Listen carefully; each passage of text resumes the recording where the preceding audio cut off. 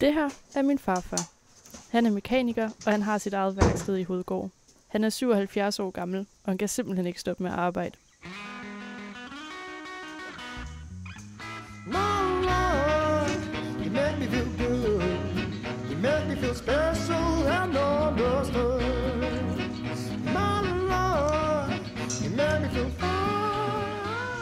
Dengang jeg var en 10-12 år gammel, der var det jo meget nyt med biler. Så der tror jeg faktisk, at mine forældre de fik den første bil. Så og den mekanik har altid interesseret mig. Så det var nok der i midt i 60'erne. Og nogle gange er det ikke helt let. Og risikoen ved, at man kører med dem så lang tid, det er, at skiven bliver slidt lige så hårdt. I kan nok se, så er det som det her. Det er ikke ret godt. Jamen, det giver mig jo en hverdag, som er fyldt med problemer og fyldt med gode ting, og man får brugt sig selv og sin hjerne og sådan noget. Og jeg har altid været glad for at samle noget og lave mekanik og sådan noget. Så. Huset ligger lige ved siden af, hvor farmor engang drev butikken. Hun stod for at holde regnskab og køre ud efter reservedele. Hej, hej! Ej, hvor er det dejligt at se dig. Det er lang tid siden. Ja. Jeg føler, at vi har arbejdet sammen i alle de her år, og har været der for hinanden. Jeg har altid jamen det er jo lige meget, når der kommer en kunde kl. 10 om aftenen, men så har vi jo stået op og været der for vedkommende, så... Men altså, han er jo svær, og inderst inde, så tror jeg faktisk, at han gerne vil holde.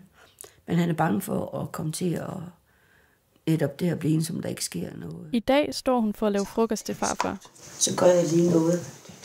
Klokken 12 holder han nemlig pause. Sådan er det, og sådan har det altid været. Smurt med kærlighed. Igen. I starten med det jo Hovedgård Auto- og Traktorværksted. Der lavede han jo også traktorer.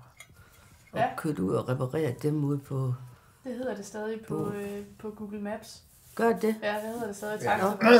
Ja, det står faktisk stadigvæk på mange af de der leverandører, jeg har.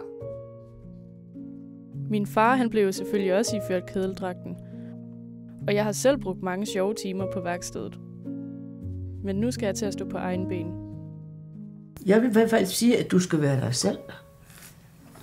Og tro på dig selv. Og vise, at du kan godt, for du kan jo godt. Når du har fundet noget, du virkelig har inden for, så brænder du jo for det. Men... Og det er jo vigtigt, når du kommer. Altså, søg alt, hvad der er i nærheden af, hvad du gerne vil. Det giver respons på et eller andet tidspunkt. Min farmor og farfar har altid støttet mig. Fra min farmors kærlige råd til min farfars rolige, stærke nærvær. De har begge inspireret mig til at være den, jeg er i dag, og deres ord og støtte betyder alt for mig.